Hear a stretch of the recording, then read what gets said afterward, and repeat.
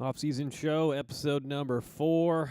Thanks for hanging out. My name is Chris Turk, and we are sitting here on January 22nd, 2025. The off-season rolls on here as we start to turn our attention to the 2025 season. For the podcast listeners, thanks for being patient through the holidays. Go to YouTube and check out the off-season simulated invitational that we just wrapped up. Again, congratulations to Evan Corey and Kylie DeBerg for being the champions of Aussie number 1. All right, so we're sitting here January 22nd, 2025, and starting to get the questions, starting to think about what the 2025 season might look like, right? So I went back and I looked at when the AVP announced its 2024 schedule. They made the announcement of the league's existence and kind of gave a rough format, and that was, I think, mid-November, early November of 2023. And then the schedule itself came out on February 7th, 2024. So we are about 3 weeks, 3 weeks right now away from where we would have been last year, schedule release. So I think we can expect an AVP announcement here on the schedule for 2025 within the next month, I would say. It was pretty reasonable. So it got me thinking about what I'd want to see and what you want to see for tournaments, for the league. You know, we started to have this conversation at the end of last season. You have some people that are of the old school opinion that there should be only tournaments. And those people are going to advocate for more tournaments. And I've had polls up on my Instagram story over the last 3 or 4 days, and I've gotten, roughly 50-50 in response. Old school tournaments, more league stops. So what does that mean? It means we, for the short term, need to find some sort of compromise, I think, between the two, because like always, our sport needs to attract a new, more casual audience, and I think that's what it's going for with the AVP League. And I don't think you start something like that and stop it. And we know for a fact that the AVP is committed to this idea for the next few years. And I've talked to a few people in the know that are pretty confident that this new ownership group that has taken a controlling stake in the AVP from Bally's. Bally's still is, I think, in there as a minority owner, or maybe even a majority but non-controlling owner. This current management ownership group led by Bobby Corvino is committed to this league concept, so that's not going away. So the question is, as we move, I don't want to say towards more emphasizing the league, but as that becomes more their primary goal, the question is, what happens to the tournaments? And this sport, as we know, is a tournament-based sport. And I think it's going to be important over the next few years for the AVP to figure out kind of the middle ground.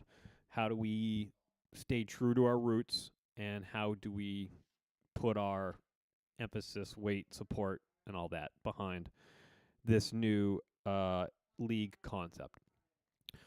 So I started to think about what the goals would be. So, like, what boxes do we want to check as we put together our schedule for 2025? So, I just got I got a pen and pencil out, and I started. By the way, you can contribute. I want to get your thoughts on this too. The phone number is right up there, 978-254-1707. The Bet the Beach hotline is open. Call early, call often. We'll take your calls. We can mix it up here tonight on the Off-Season Show, episode 4. You can also get at me at Bet the Beach on social media, and the email's right there, betthebeach@gmail, if you want to leave a comment. Also, I should say that this phone number up here is good anytime to leave a voicemail. So if you want to, if you've had a couple beverages late at night and you want to get some takes off on beach volleyball, please call the number, 978-254-1707. Leave us a voicemail. We'll play it on an episode of the Off-Season Show. So, to go back to what we were just saying, what are our goals for the 2025 season? What would your perfect AVP schedule look like? So the following here is going to be the parameters that I built for myself in creating this league, and then the ultimately the ideal perfect season. The boxes that I'm looking as a fan for the AVP to check for me. My first thought, and we've talked about it, I think, a little bit already on this show, is how do you qualify teams for the 2025 league? So the question is, and the task at hand is to provide a reasonable amount of qualifying opportunities for the league. And qualifying opportunities to me in this sense means tournaments, and a reasonable amount for me is a minimum of 3. Would I love to see that be 8 or 10 or something like that, have a big long drawn out season? Sure, I would. I'm just not sure that it's feasible. Again, we're trying to do this in an economically conservative manner, I think, for the first few seasons, trying to lose as little as possible. So I think at that point you do go with the minimum of opportunities, tournament opportunities, to qualify for the league. When is the league going to be? So I reached out to a couple of people, and I got a couple of responses. Sean Cook on Instagram did confirm that it is a summer league, and Sean also confirmed that he's hearing more contender events. Thank you, Sean, by the way. I appreciate you. There's going to be more contender events in 2025. For the purposes of this conversation here, as we look at this list, is I'm staying away from AVP contenders. I think AVP does need to promote their sport on the grassroots level. I think they need to continue doing that. I think more is an absolute must. It's like a farm system. It's just going to increase the quality of your top-level talent product by creating a farm system for people to get better within that system. But for the purposes of this, I'm talking about just high-level tournaments and the AVP League as it relates to the schedule. So a reasonable amount of qualifying opportunities for the league is important. The league needs to go within a certain set time and window. So the International Tour, Beach Pro Tour, first event of the season is March 20th with a challenge event.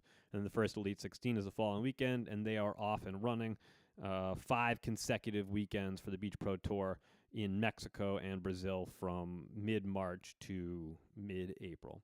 So that kind of kicks off the season. Beach Pro Tour's got a couple events in May, finishing off with Ostrava the weekend after Memorial Day. And then it takes a 2.5-month break, with the exception of Stade, July 4th, and then comes back late August. So I think your schedule then, you're in season. I think you try to align, and we'll talk about this in a little bit, how it interacts with the Beach Pro Tour schedule. But I think you want to align your season as best you can in terms of off-season, on-season with the International Tour, because the AVP has to be compatible with the Beach Pro Tour, at least for the immediate future, because our best players are going to play on the tour.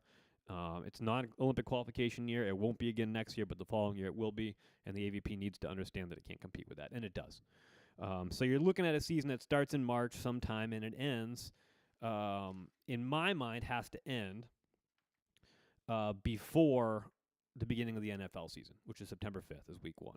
So you got like a March, April, May, June, July, August. You got like a 6-month window in here with which to not only qualify your teams for the league, but then have the league, conduct the league all the way through. We're assuming an 8-week season if you keep the same 8 teams, a 9th week for finals, and then, again, we'll talk about the tournaments here in a minute. So the question is, how can we provide a reasonable amount of qualifying opportunities, read tournaments for the league, and then at the same time, I'd love to see the AVP bring volleyball back to New Orleans, home of Tyron Cloth, Kristen Nuss, home of Evan Corey, a 2028 contender from the United States, playing with Tri-Born now. New Orleans, which has become the hotbed of Southern beach volleyball in the United States, non-West Coast. Get them a tournament. Figure a way to fit them in. AVP didn't have Hermosa in 2025 or 2024. All signs point to it getting it back in 2025. So let's figure out a way to reincorporate Hermosa in the mix in this new schedule. Bring the league play to all 8 cities, I think, is a must. And we talked about it at the time. The AVP created this league format in the Twin City setup for travel purposes, convenience purposes, right? So you got Brooklyn and New York, Twin Cities, Palm Beach, Miami, Twin Cities, Austin, Dallas, Twin Cities, and then San Diego, LA. So when you have a weekend in New York, you have two teams flying into New York, you have the two teams in New York, and you're cutting down as much as possible on travel costs, which is important. And then in 2024, when the schedule finally did come out where he's playing, a little bit of an uproar about the fact that they were never going to even play in New York, either the Brooklyn Blaze or the New York Nitro, never going to play a home game.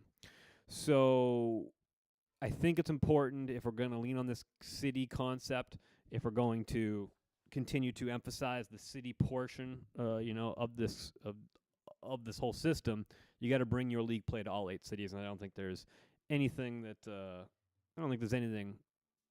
not obvious what I'm saying there.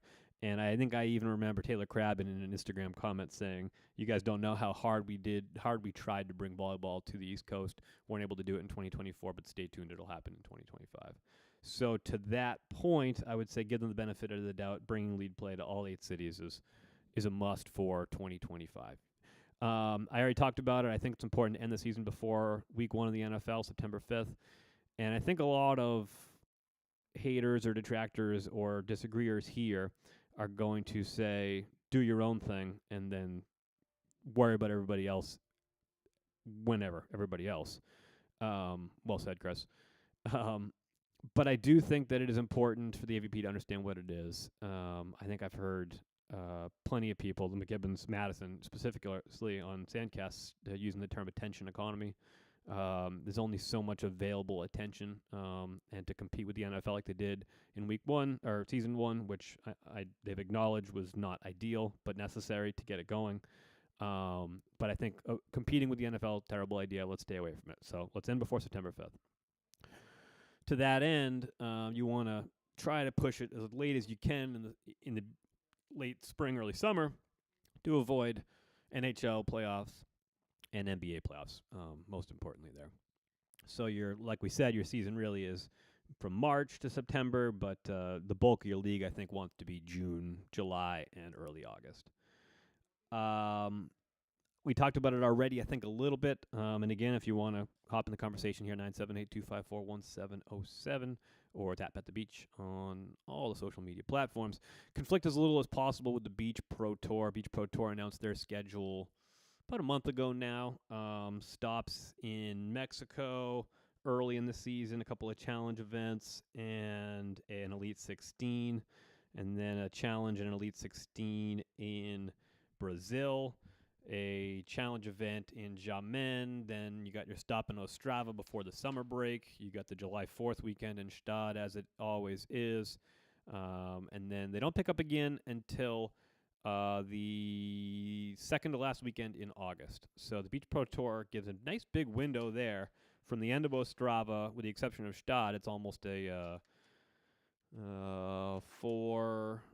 12-week, 10-week window they're giving you less Stade to fit a bunch of volleyball in. And I think it's important, like we said, because you don't want to compete. You don't want to fight with some of your base audience, and people that are watching the Beach Pro Tour are going to be watching the AVP. That's the audience you need to have.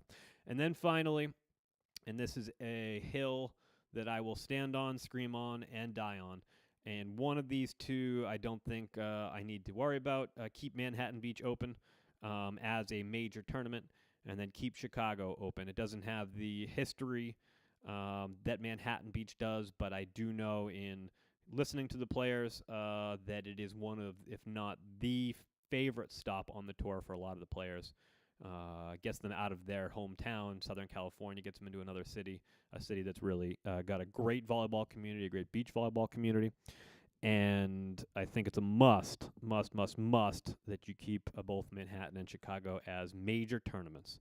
So then the question is, how do we fit MBO, Chicago major tournaments in parallel with a league?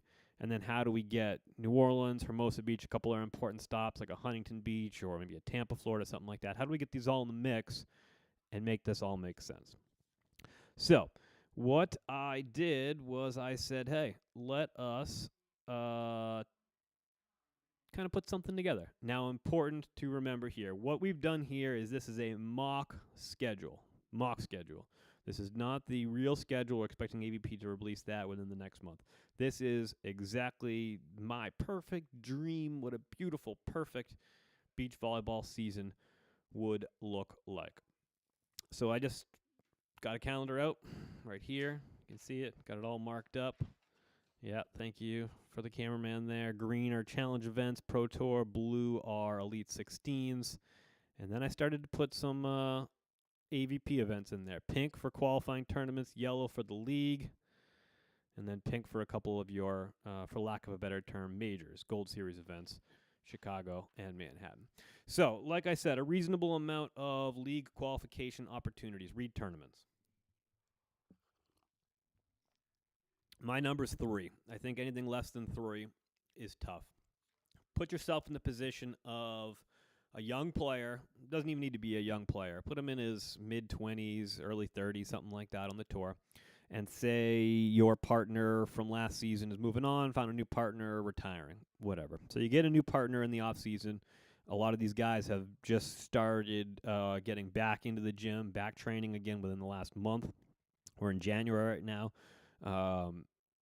So we're looking at building some momentum towards a league that's going to happen, we got to think June, July, early August, right?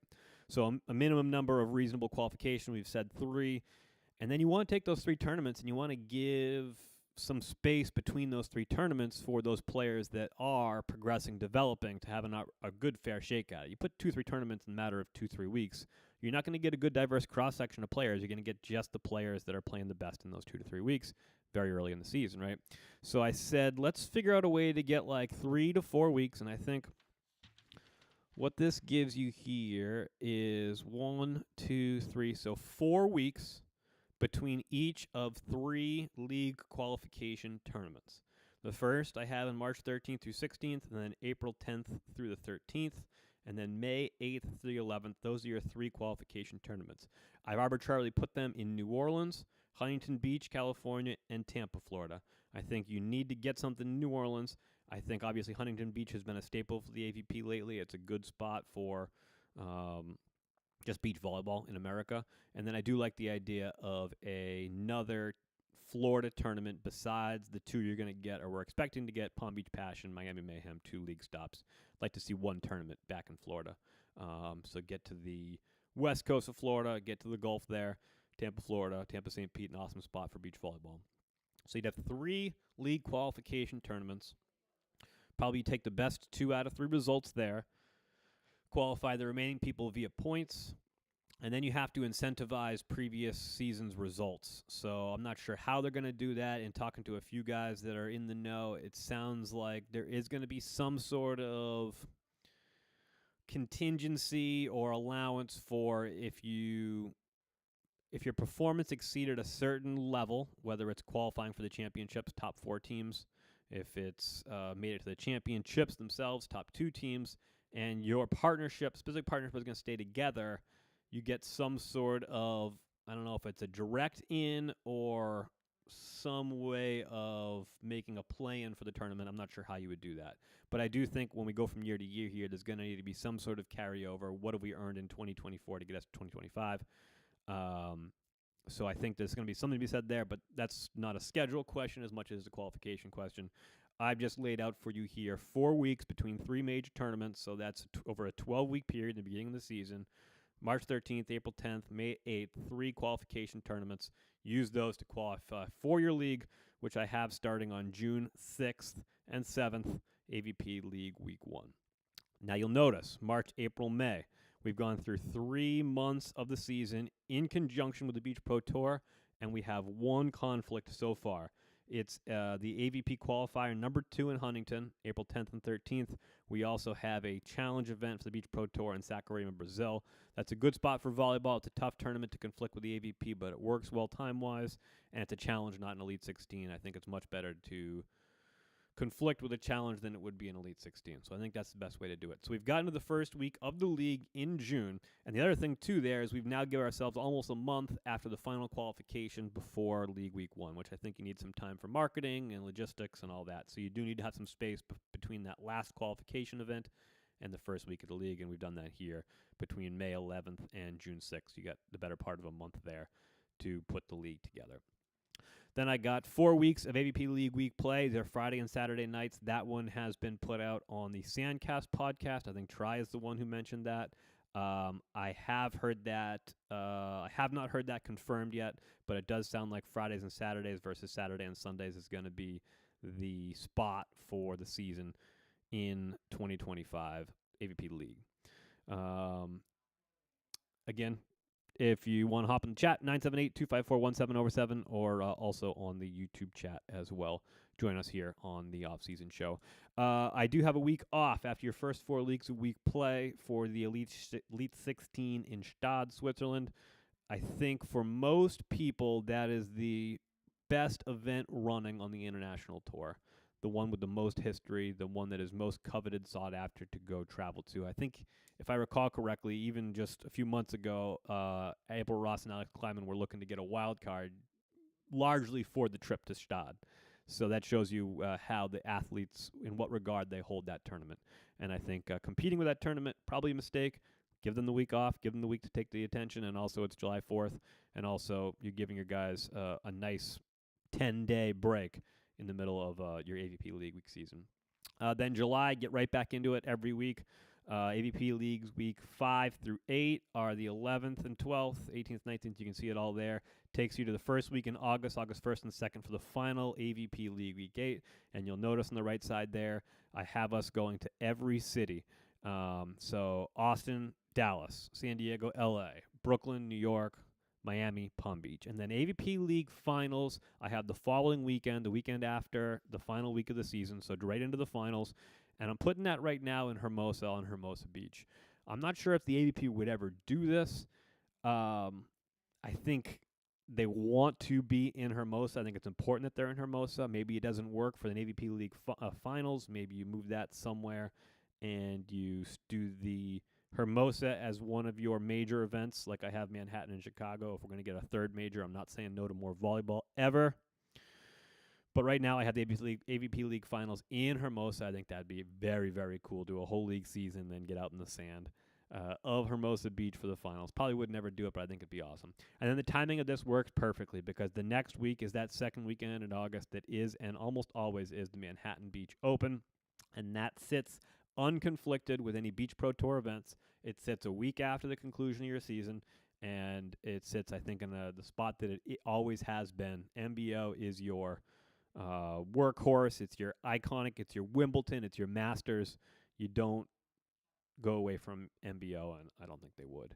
And then 2 weekends later, Labor Day weekend, as it always is, we're back on Oak Street Beach, the sands of Chicago, the Windy City, August 29th through the 31st, the AVP Chicago Open. It's a must-stay AVP. You got to keep the AVP Chicago Open. And that is your final event of the season. So what does that mean? On the highest level event, we're not including contender events. You got 3 qualification events. You got 8 league weeks, plus the finals is 9. And then you got right now 2 majors, in the Manhattan Beach Open, the Chicago Open. So that's 9 plus 3 plus 2. We got 14 events. 14 events, 14 weekends. The AVP is putting a product out on the sand for you to consume, watch, and love. What does this mean as far as conflicts go? Well, I said earlier in the season we have that conflict on April 10th through the 13th with a challenge event. One more conflict, and it's the weekend of the Chicago Open. There is a Beach Pro Tour event that same weekend in Hamburg, Germany. They've been there the last couple of years. Good event. I don't think Chicago moves. I think Chicago is Labor Day, and I think you keep that where it is, and you deal with a conflict there. What does it mean for numbers as far as what your summer would look like? From a 37-week stretch from March 13th through the finals of the Beach Pro Tour in Adelaide, Australia on November 23rd, 37 weeks, you'd have volleyball for 28 of those weekends. 37 weekends, you'd have volleyball for 28. And there's one stretch from June until the last weekend in August where you would have 14 weeks straight of beach volleyball, be it AVP tournaments, AVP League, or the Beach Pro Tour Challenge or Elite 16. So that, my friends, is what I think a perfect AVP League schedule would look like. Will it look like this? Assuredly not. I do think there are some things here that you're going to see for sure, based on some conversations that I've had, and just logic. I do think you're going to see a couple of early season tournaments to qualify for the league. I've heard 2. I'm hoping that's 3. I think that number needs to be 3, and those need to be reasonable draw. I would say 16-24 with a quali. I think if you're going to qualify for a league in a short time frame, you got to open that window up as much as possible. So I would say 3 tournaments would be my preferred. I've heard they're thinking about doing 2, but we'll see. Again, this is one man's dream for a 2025 schedule. I think you're definitely going to see 8 league weeks. I haven't heard anything about expansion or contraction in the league, so I think 8 makes sense there, a week for finals. And then the big question is, what are we doing with the big tournaments? And like I said right off Jump Street for this program, I think this is a situation where you need to compromise and you need to be aware of your casual fan base you're looking to grow and attract, and also not alienate your die-hard beach volleyball fans, because they're a big part of your core audience. And they're the people that are going to help market this product and help this product grow for you. So to get rid of the tournaments entirely would be a mistake. I think they know that. I don't think the Manhattan Beach Open goes anywhere anyways. I think that is almost a big enough event where they would continue with or without the AVP. It would be very different without the AVP, and it would be sad to see it.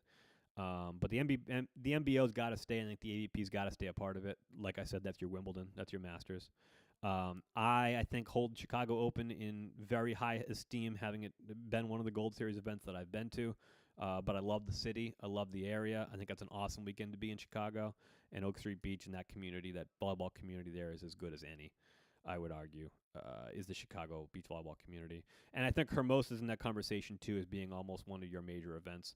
In my schedule, I had the finals operating there, but I think keeping 3 majors, supplementing them with some early season qualification tournaments, I think might satisfy. You're not going to satisfy everybody, and when you do try to satisfy everybody, you satisfy nobody.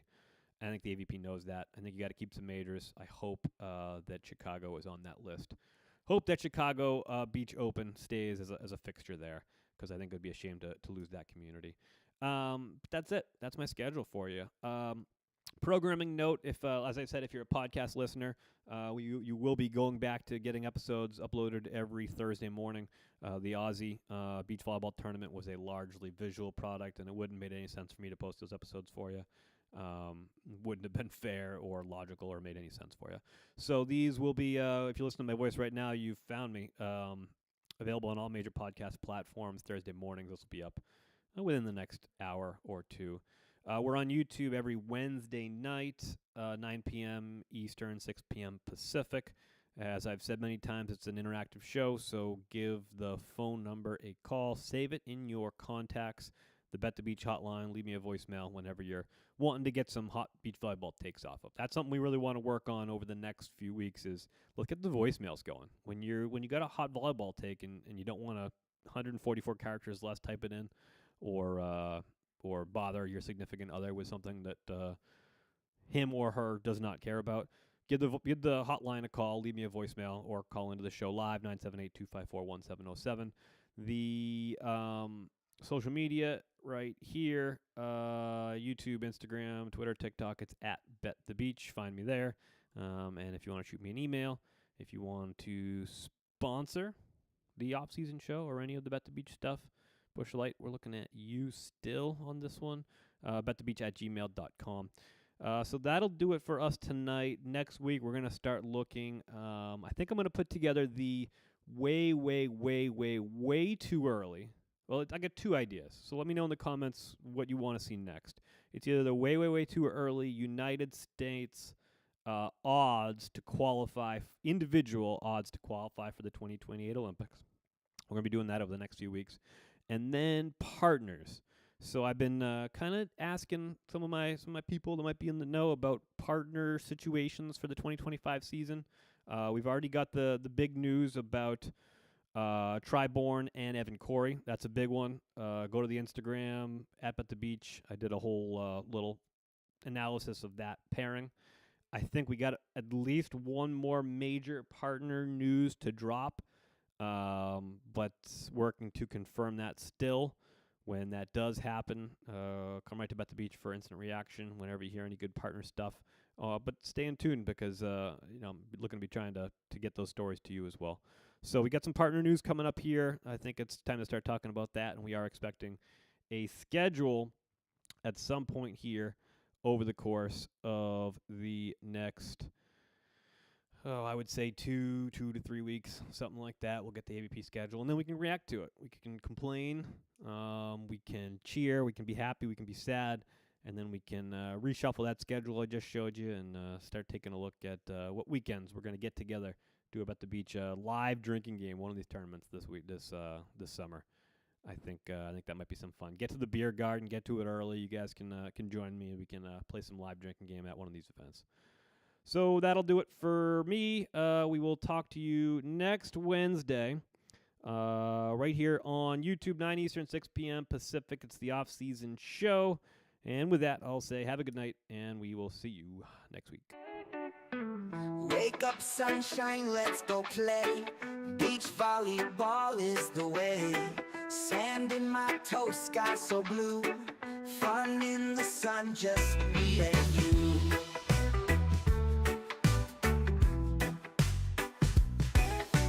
Bounce on the beach, set the ball high. Smiles all around and we reach for the sky. Surfs up and laughter's in the breeze. Join the podcast if you please. Having it, watch us fly. Under the sun we feel so high. Spike and surf, hear the cheer. Every day is summer here.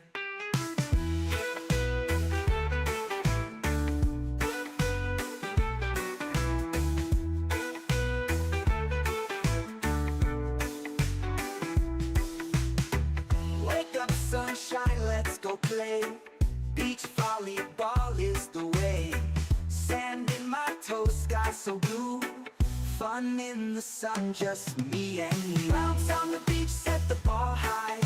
Smiles all around and we reach for the sky. Surfs up and laughter's in the breeze. Join the podcast if you please. Dive and dig, watch us fly. Under the sun we feel so high. Spike and surf, hear the cheer. Every day is summer here.